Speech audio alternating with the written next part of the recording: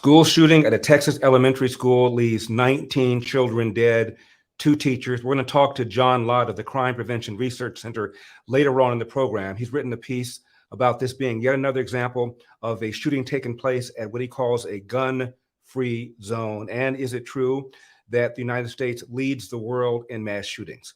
Also later on in the program, we're going to talk to the LA County Sheriff, Alex Villanueva, about the crime wave here in California and about all the soft on crime DAs, one in New York, one in Philadelphia, one in Chicago, and 2 here in California. All of that and more. But first, a Fox News report on the shooting at the Texas elementary school in Uvalde, Texas. This is before the casualty count went up. We just got another update. Unfortunately, the number of dead continues to rise. We have just been told moments ago by Texas DPS there are now 19 deceased children as well as 2 deceased teachers here at Robb Elementary School as a result of this mass shooting. The number of casualties just keeps going up. Earlier this afternoon, we were told 14 children, 1 teacher. That has now jumped up to 19 children and 2 teachers, unfortunately. You take a look at this video right here. This was posted to social media shortly after that shooting. It alleges to show the shooter arriving on campus with a rifle. Law enforcement have identified him as an 18-year-old male, a local named Salvador Ramos. We are told that he had a domestic dispute before going to the school, shot his grandmother, then drove to the school, abandoned his car, and as you see in the video, went inside and started shooting children and teachers indiscriminately. You take a look at this video here of children evacuating the school. Robb Elementary School services 2nd grade, 3rd grade, and 4th grade. So these children who were attacked tonight are mostly 7-year-olds, 8-year-olds, 9-year-olds, some 10-year-olds. Absolutely horrific to think about. And we want to highlight one of the little girls who are missing tonight. If we can pull up this photo, a father came to us very emotional this evening. His 10-year-old daughter is missing tonight. She is a student here at Robb Elementary. Her name is Annabelle Guadalupe Rodriguez. He has not had contact with her since the shooting. He is fearing the worst, hoping for the best. So many other parents in the same position tonight, wondering if their children are okay. And again, since that report, that number has gone up. Now we're talking about 19 children killed, 2 teachers. This reaction by the Golden State Warriors NBA head coach Steve Kerr is typical of some of the kinds of things I've been hearing this morning in the wake of this shooting. That's what we're going to do. We're going to go play a basketball game. And 50 senators in Washington are going to hold us hostage. Do you realize that 90% of Americans, regardless of political party, want background check, universal background check? 90% of us, we are being held hostage by 50 senators in Washington who refuse to even put it to a vote, despite what we, the American people, want. They won't vote on it because they want to hold on to their own power. It's pathetic. I've had enough. Now, what's interesting about Coach Kerr's reaction is a couple of things. Do you know that his father was assassinated? His father was the president of the American University in Beirut. In fact, Kerr was born in Lebanon, and his father was killed by Islamic terrorists. Bad guys with guns. You would think that maybe Steve Kerr might be a little more sensitive to identifying the culprit as opposed to the firearm, but that's typical of the kind of things I've been hearing today. Also, he made the comment before he had any idea whether or not a universal background check would have deterred this 18-year-old from getting his weapons. Turns out that the 18-year-old did in fact pass a universal background check to purchase 1 firearm, and then he tried to purchase another firearm, was able to successfully purchase that by passing a 2nd background check. But because he tried to purchase 2 guns within 30 days, it triggered an automatic 3rd background check, which he also passed. So when Kerr slams the table and says 90% of Americans want a universal background check, it wouldn't have done any good in this case. And there are many, many states that have already passed universal background checks. I'm broadcasting from California. California has the strictest gun laws in the nation, including a universal background check. And all that universal background check means is that whenever you get a firearm from somebody, you have to have a background check, whether it's a friend, whether you buy it at a gun show, by an unlicensed dealer, you have to undergo a background check. Again, there are many states, including California, where that is already the law, and we still have these occurrences. Now, I've got a few general thoughts. First is this.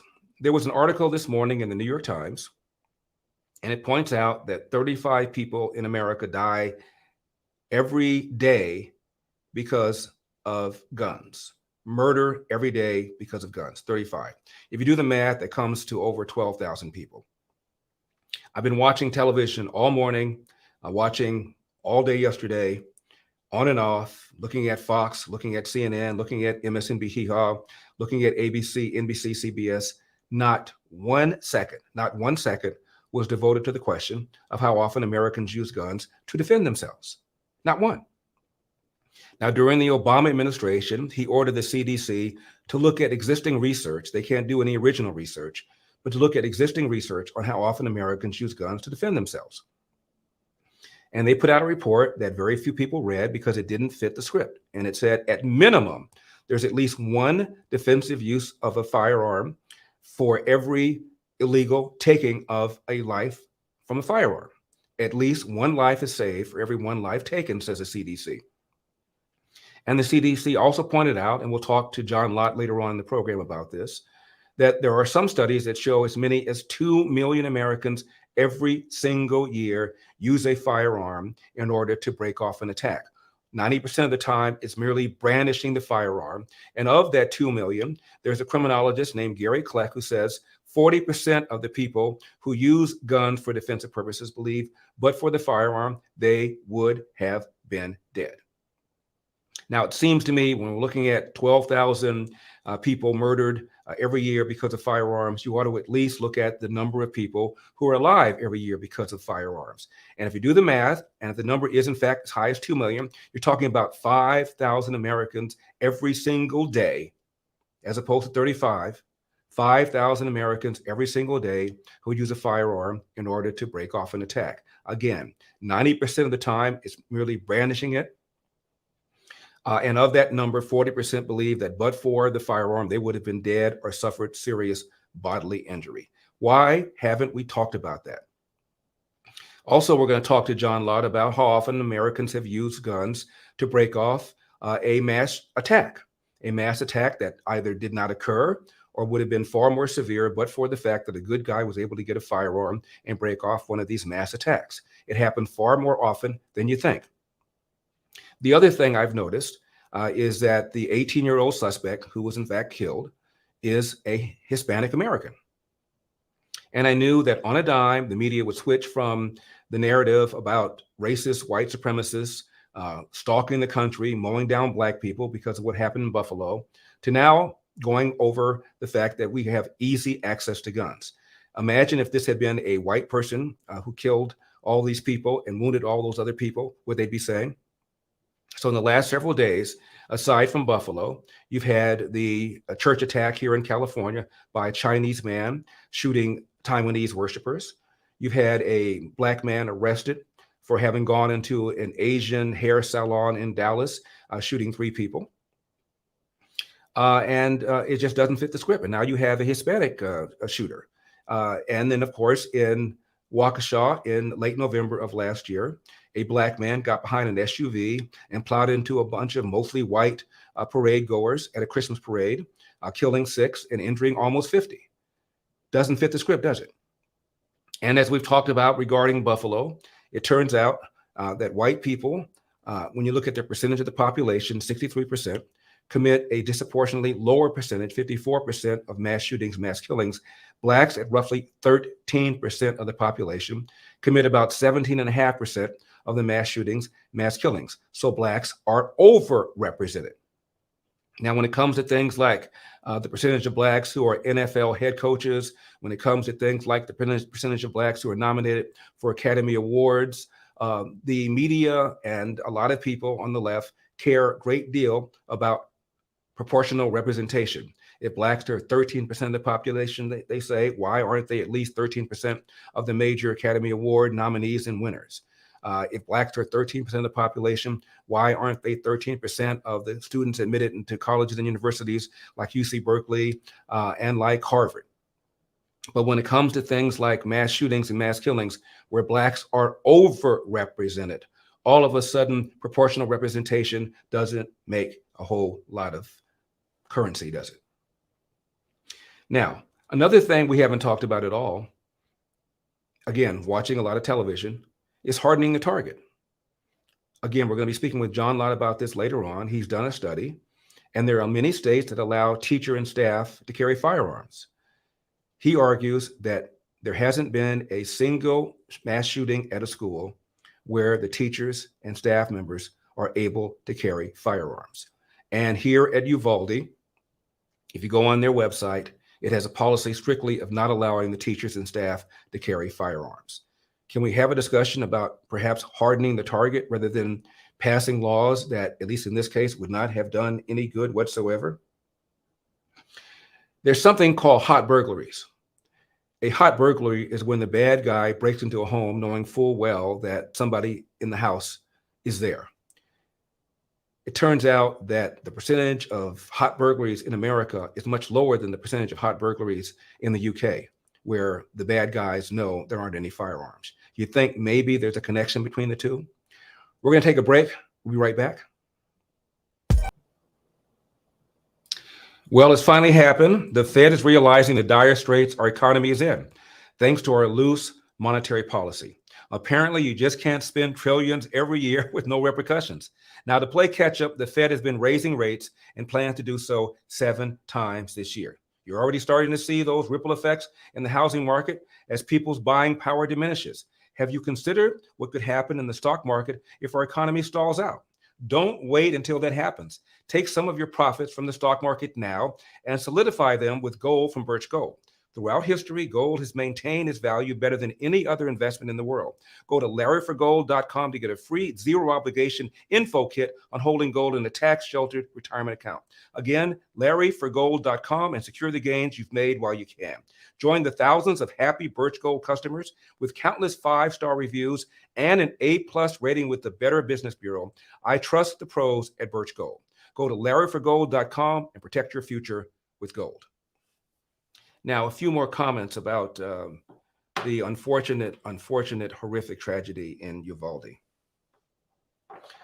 I was watching CNN. The anchors were Victor Blackwell and Allison Camerata, and they had on a Texas state rep who was a Republican, and they just beat the snot out of him. He said, well, the young man passed a background check and then passed a second background check. And because he wanted to purchase 2 guns within 30 days, it triggered a third background check, which he also passed. And then they just dumped all over him. We know all of this, they said. We know all of this. The question is, what are you going to do about it? And then he said, well, there's something called the Second Amendment. And they didn't want to hear about the Second Amendment allowing Americans to keep and bear arms. It is a constitutional right. He didn't at all talk about hardening the target. He didn't at all talk about how often Americans use guns to defend themselves. By the way, he did mention, however, that there was apparently no signs, no nexus of mental illness when it comes to this 18-year-old. Over the next days and weeks, we're very likely going to hear about his classmates because he was a high school student at Uvalde. We'd love to hear what his friends and neighbors said about him, whether or not he appeared to have any kinds of red flags that people could have and should have followed up on. All I know is that this Texas state rep said that according to the governor of Texas, Governor Abbott, the young man apparently had no nexus to mental illness. So we just still don't know. Finally, this business of why did this kind of thing keep happening? America is the only country where this happens. I heard that over and over and over again this morning, and Joe Biden pretty much echoed the theme. Here's what Biden said. Hoped when I became president, I would not have to do this again. Another massacre. Uvalde, Texas, an elementary school.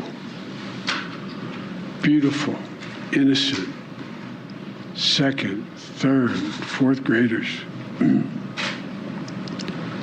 And how many scores of little children who witnessed what happened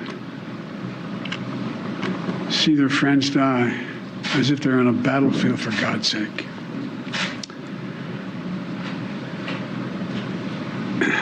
They'll live with it the rest of their lives. There's a lot we don't know yet. There's a lot we do know. The parents who will never see their child again, never have them jump in bed and cuddle with them. Parents who will never be the same. To lose a child is like having a piece of your soul ripped away. There's a hollowness in your chest. You feel like you're being sucked into it and never going to be able to get out. Suffocating. And it's never quite the same. It's a feeling shared by the siblings and the grandparents and the family members and the community that's left behind. Scripture says, Jill and I have talked about this in different contexts, in other contexts. The Lord is near to the brokenhearted and saves the crushed in spirit. So many crushed spirits.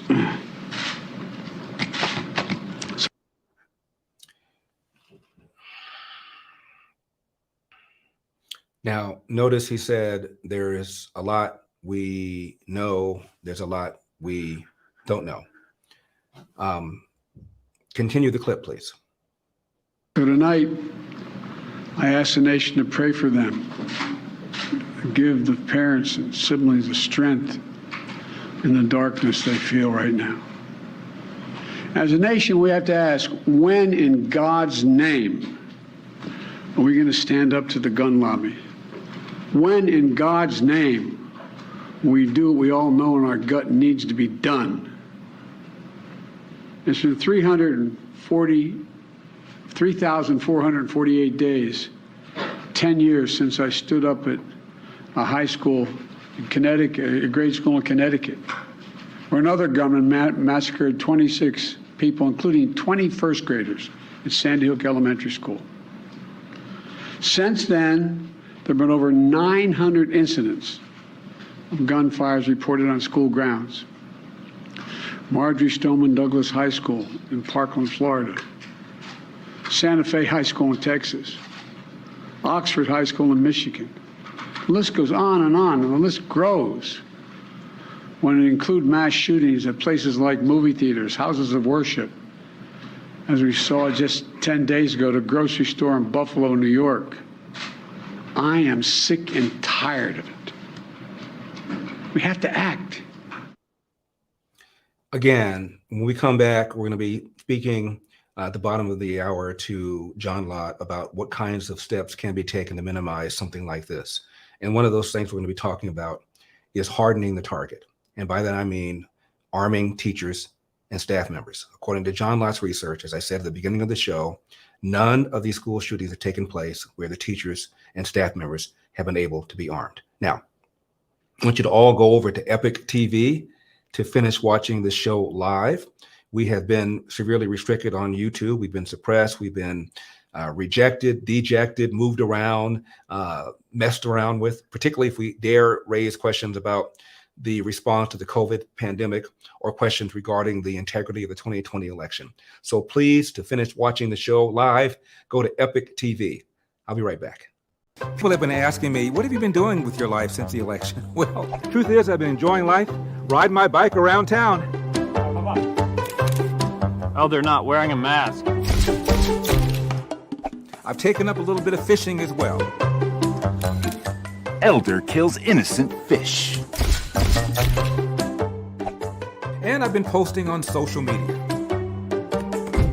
Oh, come on. Listen, if you're tired of the censorship as I am, I've actually got some great news for you.